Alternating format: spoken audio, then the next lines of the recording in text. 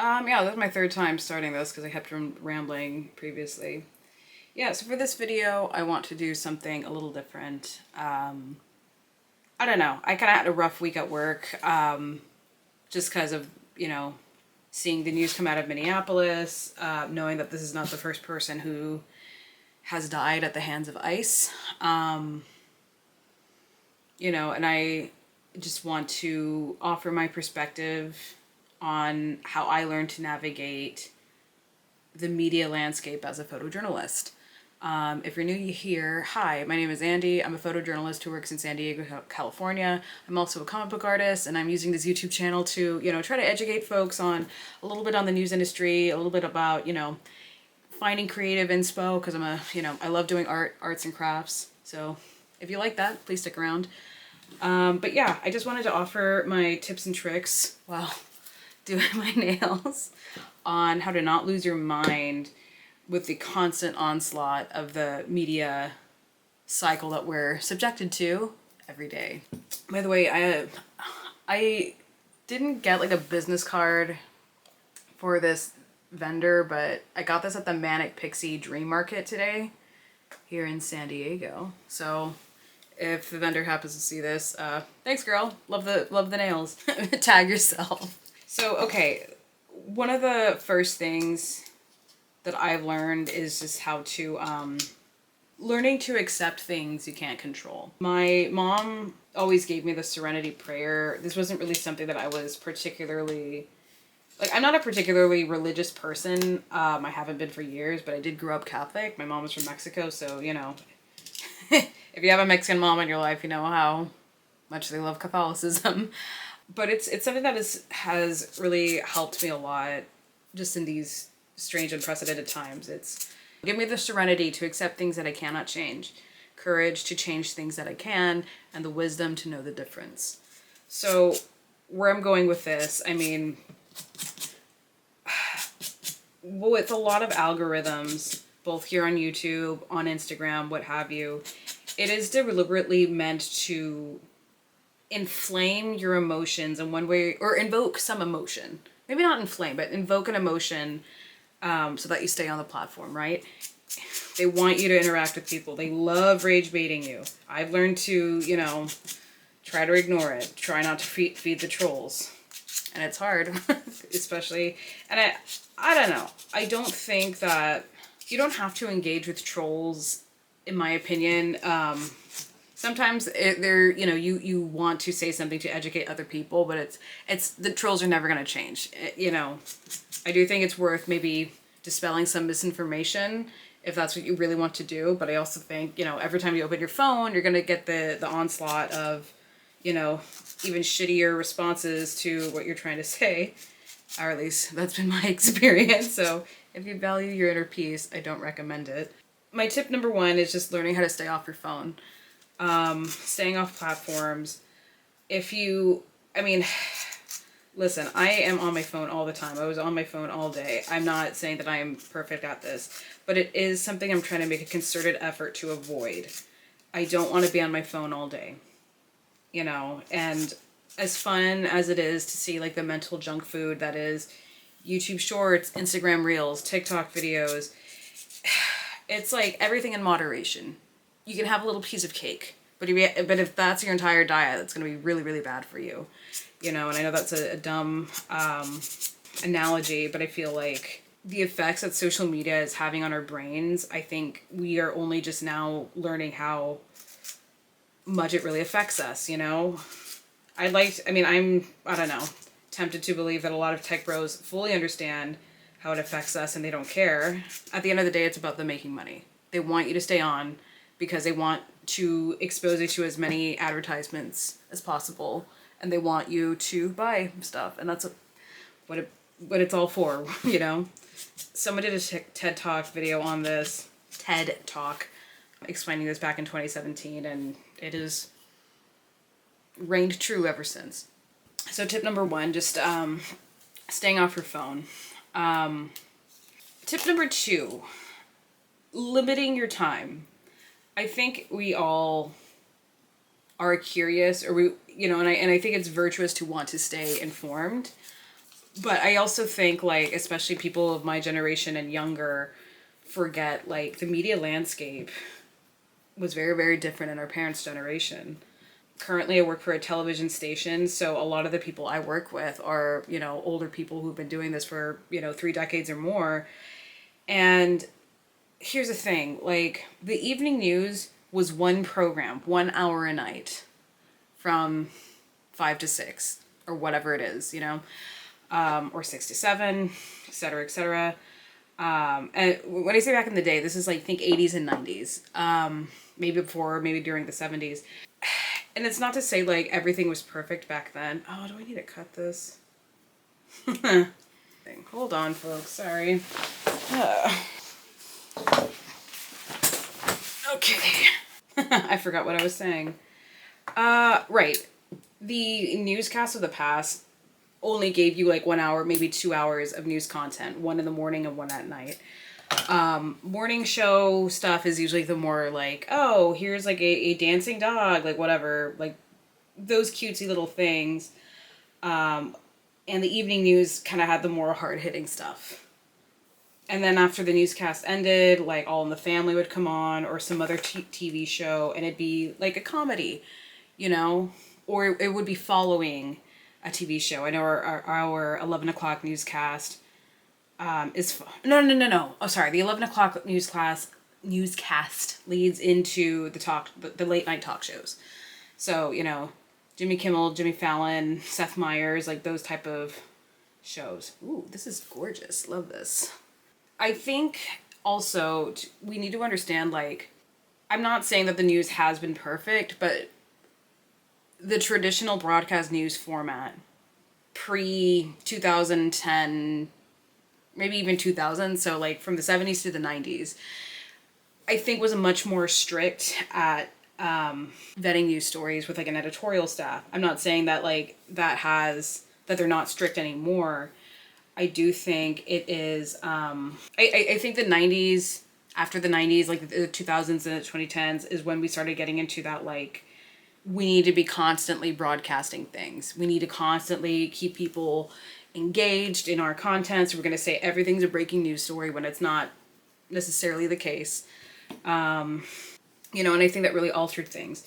Another thing to consider, and I want to talk more about this in like my news objectivity video that I plan on filming. But I think we fully, again, younger generations, my generation and younger, I'm a millennial, we're living in a post-fairness doctrine media landscape. The fairness doctrine, by the way, was a law that said that news broadcasts had to show both sides, Democratic and Republican, to, you know, a political story. And the Reagan administration did away with that. I think it's not like it was like an enforceable, or no, they stopped enforcing it at the FCC. And that kind of paved the way for the media landscape to have content like what Fox News posts, you know, puts out, or MSNBC, which clearly have a much more open political bias in their content. I'm not here to get into all that. I'm just saying, you know, that's part of the media landscape we live in now. And now that has kind of transferred into our social media algorithms. So, okay, so yeah, tip number 1, stay off your phone. Tip number 2, if you must be on your phone, because we all are, limit your time. Tip number 3, talk to people. Talk to people. To say that we're living in unprecedented times is an understatement. No, I don't think we're unprecedented in that, like, this country has never experienced, like, hardship or civil unrest before. But we've never experienced this when all of us had access to information at our fingertips. And it can be very, very jarring, you know.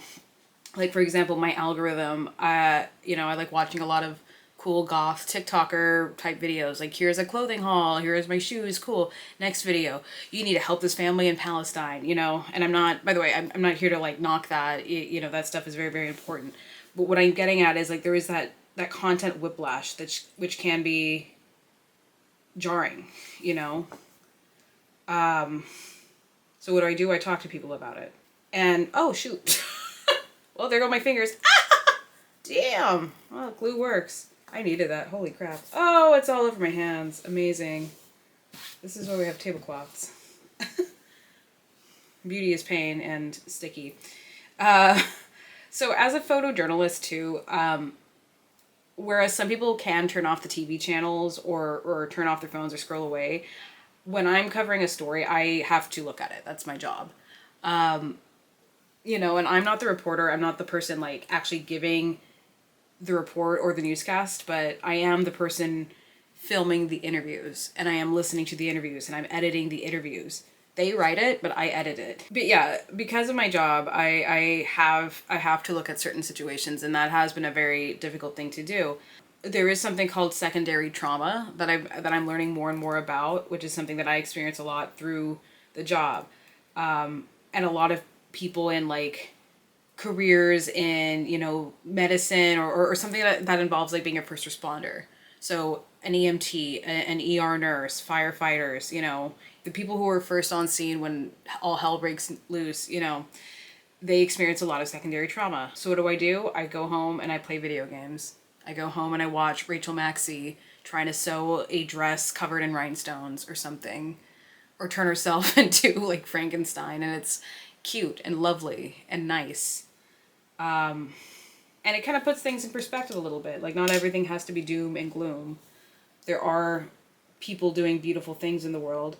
One of my New Year's resolutions is trying to have more like crafting parties or get-togethers with friends, analog get-togethers. And that, you know, and also just like analog media in general. It's tough. It's tough though. But, so talking to friends, if you see injustices happen on your feed and you don't know how to handle it, talk to someone, you know, and that's tough. I will also say, if your friend is reaching out to you because they're clearly not okay, don't dismiss them.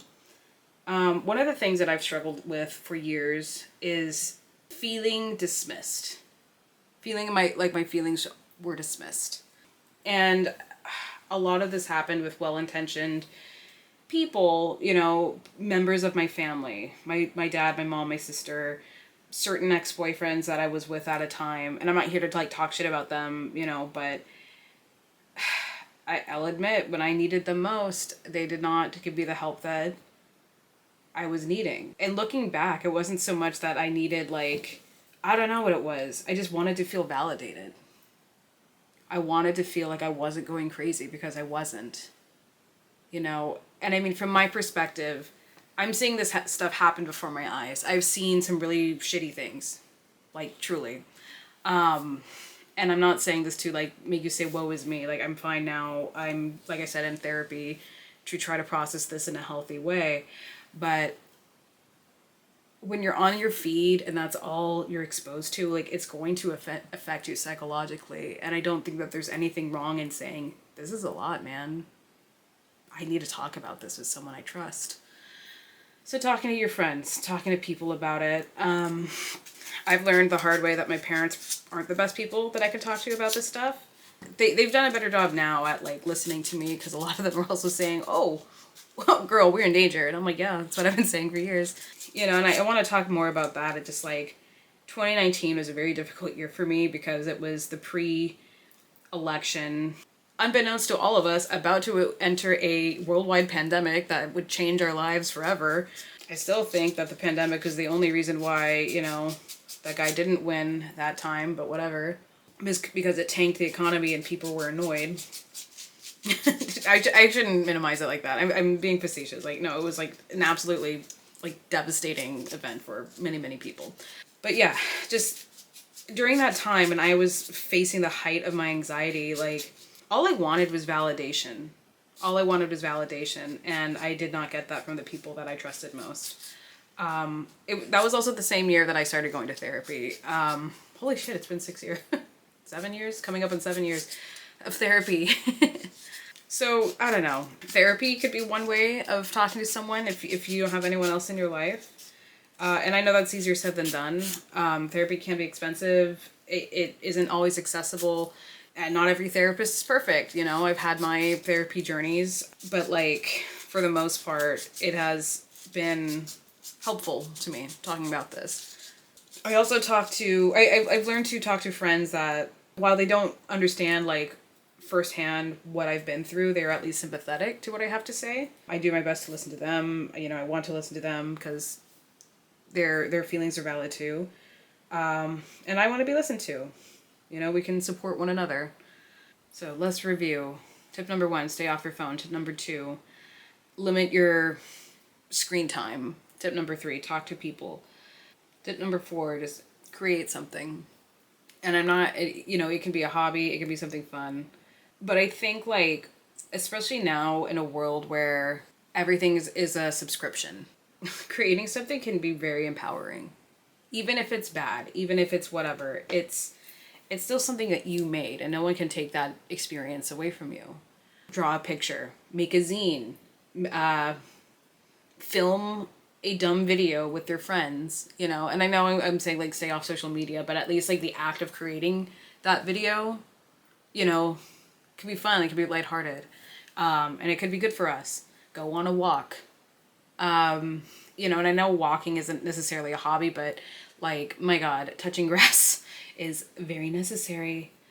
But also, like, in addition to just like the, you know, obvious health benefits of like walking around and getting your blood flowing or whatever, like, I think just getting out of the house, getting out of that digital headspace can be vital to, you know, creating a better situation with your mental health. It's what's helped me a lot. Especially since like some days I want to go to the gym, but I just don't have the energy because I'm just so burnt out. So I go on a walk and I listen to music. That's another thing. Listen to music. If you want, learn how to play an instrument. I have GarageBand on my iPhone. It's been great because it's a great way for like, it's user friendly, it's beginner friendly. They have all sorts of like whatever instruments on there and you can get really experimental with it. You don't have to be a musician. You don't have to be the next like Skrillex. It's just learn how to play Twinkle Twinkle Little Star. It can be a lot of fun. And I know it might seem frivolous, like, well, like the world is burning. How can I just play music or make silly videos or whatever? And the thing is like, and this is something that I've had to learn too. It's like, you can't solve all the world's problems, not you individually.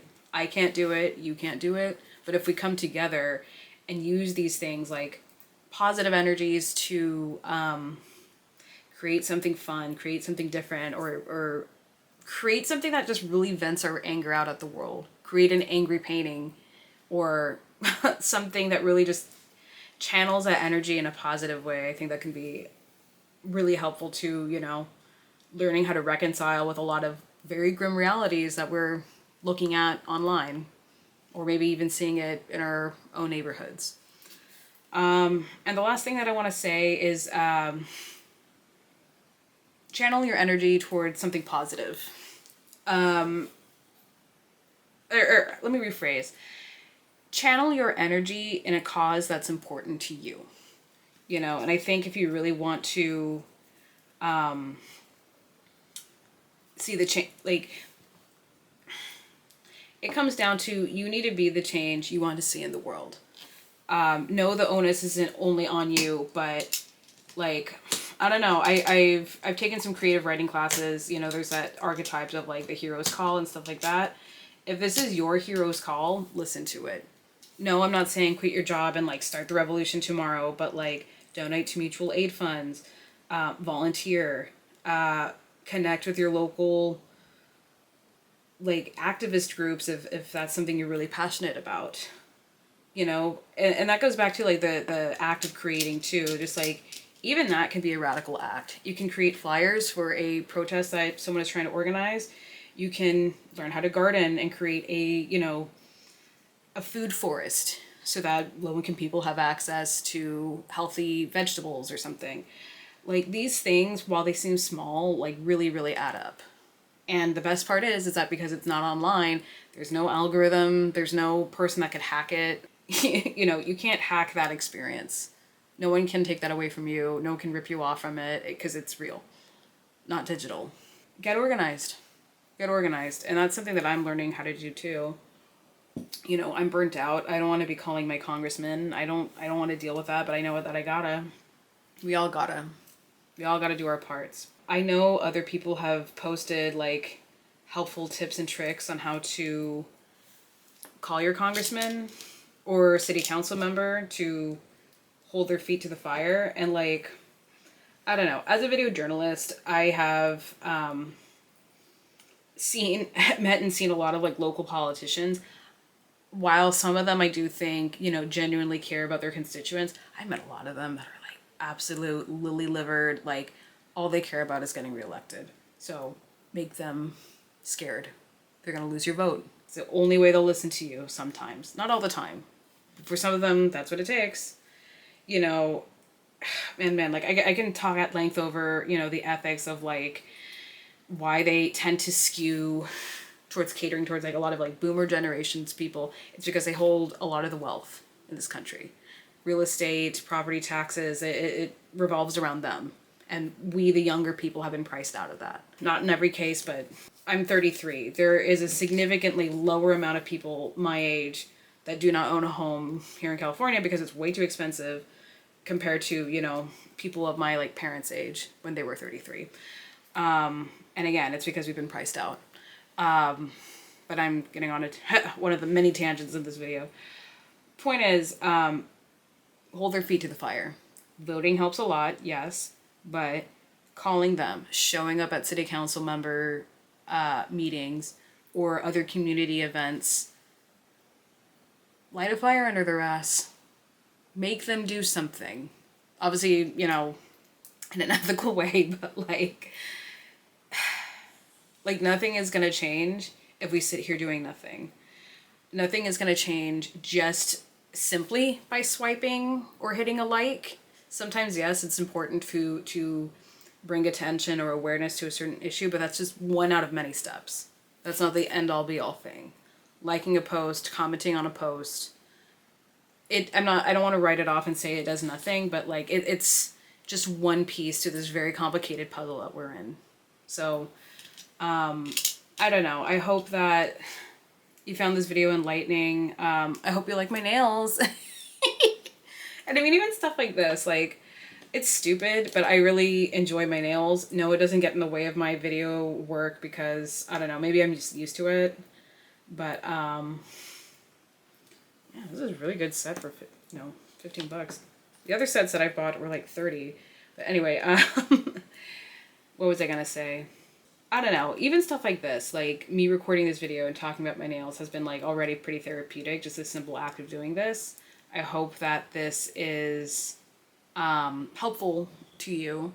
And I don't know, if you're feeling moments of anxiety and you don't know what to do with this information, I just want to say, number one, you're not crazy. We are living in an absolutely bonkers times right now.